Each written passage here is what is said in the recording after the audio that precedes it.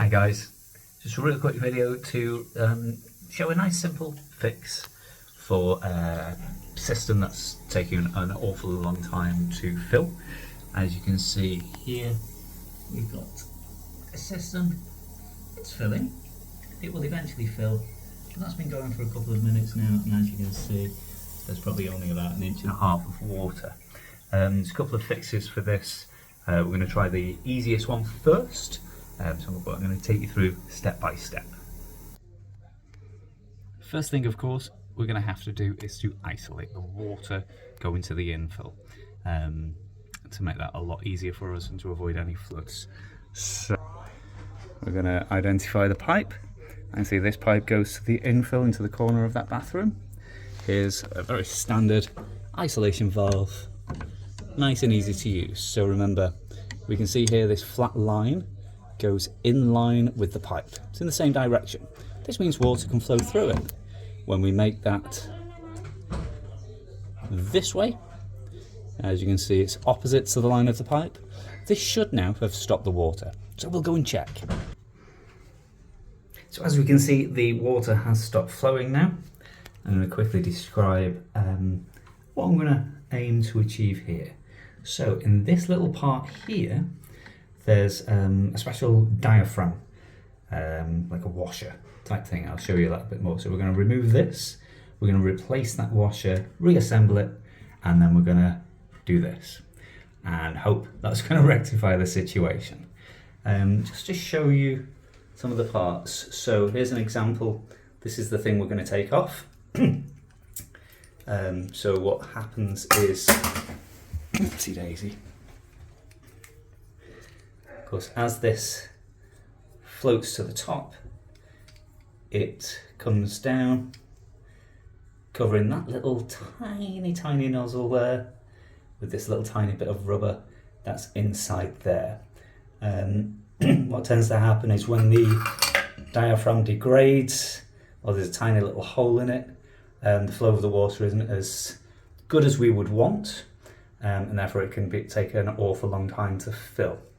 This one here in my hand, I think I got these for about £5 for maybe 10.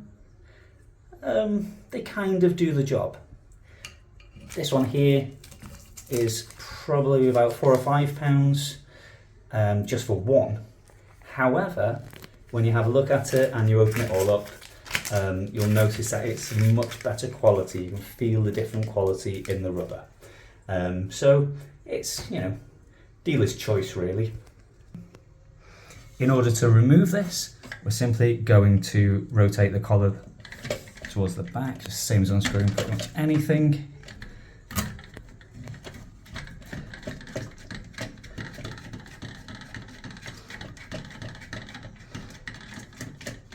There we go, so it's almost off the collar, and just keep your hand underneath it in case that diaphragm falls down, save you putting your hand all the way down into the system. Okay, now let's assess this diaphragm and see whether this is indeed the problem.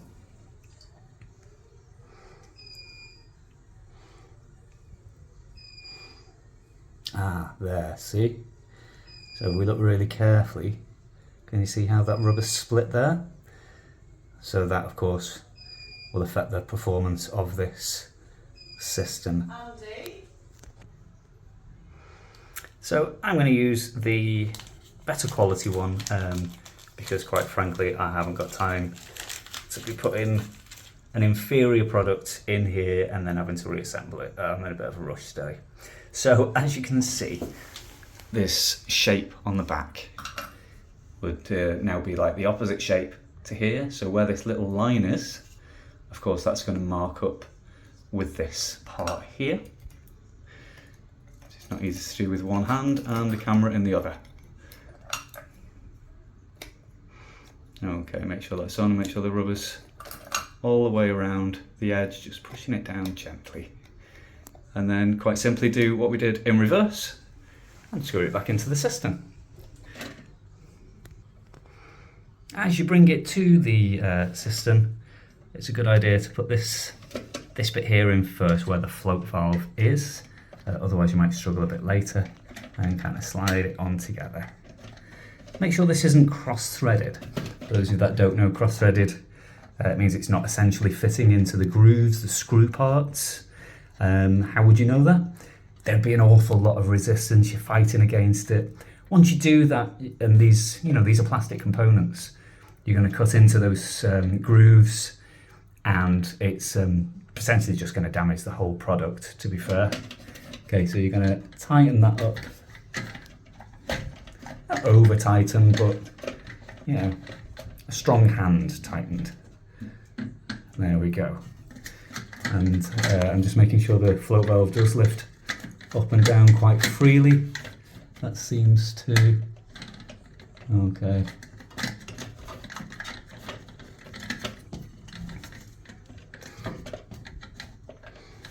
Yeah, relatively happy with that. Okay, so the next part is this, and reinstate the water. Reinstating the water, of course, is just doing this in reverse. So as we said earlier, you're just going to turn the screw so it's in line with the pipe. Another little tip with these things, by the way, is let's imagine you've got a sink where every time you put the tap on full, it just sloshes right out of the sink. What you can actually do is use this to reduce the flow. You can hear the water slowing down until it's the level that you want. Quite a handy little tip there. Okay, so we're going to leave this on full because I want that toilet to fill as quickly as possible. Okay, so we can see that the flow is an awful lot faster than it was before. In fact, we're already over 2 inches of depth of water there, which is far faster than the previous washer. I'll keep that going for a minute. And just double check. So what we're thinking about checking here is, one, will it stop when this float valve here reaches the top level? And two, is the level low enough to be below this overflow waste pipe here? If it isn't, there's a nice simple adjustment for that. Oh, that is magical. It stopped. And we can see, I don't know if you can see carefully, yeah, it's about an inch below that overflow. In actual fact, I think I want a little bit more water to be in each flush. Nice easy way to change this. This screw here will raise and lower this float valve. Okay, so we can just simply turn it so it's a little bit higher, and then I'm going to retest the whole thing. So I'm just going to enter the flush. Now some of you might think, well, how are you going to flush it when there's no button? Well, you can either just pop the button in there and push it, or of course lift this lever here, which does exactly the same function. So I'm just going to lift that lever, let it flow out, and see what happens now. And I'm going to make you sit and watch this. I'll pause until it gets to the end of the flow.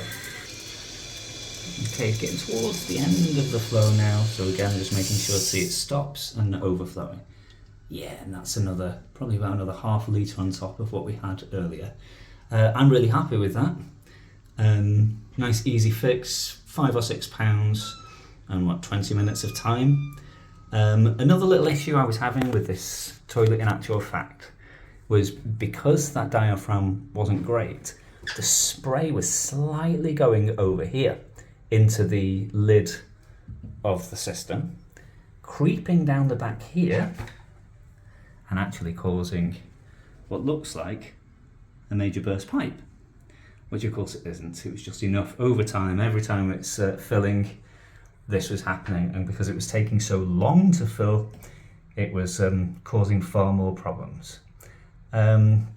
Just in case it was something bigger and more difficult than simply the diaphragm, I also had this just in case I had to replace the whole infill. Little tip with these, the current one that's fitted, in actual fact this part here is plastic, this thread which goes into the to the water pipe. What tends to happen is where they're sealed together, after a few years, the seal gets a little hairline crack, and then the whole thing has to be replaced. It has to be replaced quite quickly because it really does pour out. So given that, I've started to replace them with either brass or nickel threads at the bottom here. Another little tip, if you are having to replace this, is just measure this depth here to the pipes you have. So as you can see, the pipe I have goes on to copper piping. It's not a flexi pipe, so I don't have much flexibility for a longer thread. So just watch out for that. I've been stung myself a couple of times by not just getting my tape measure out. So I hope this was useful. I hope it might help some of you do an easy fix without getting a plumber out at £65 plus another 20, 30, 40 quid for parts, etc. Good luck from Handy Andy.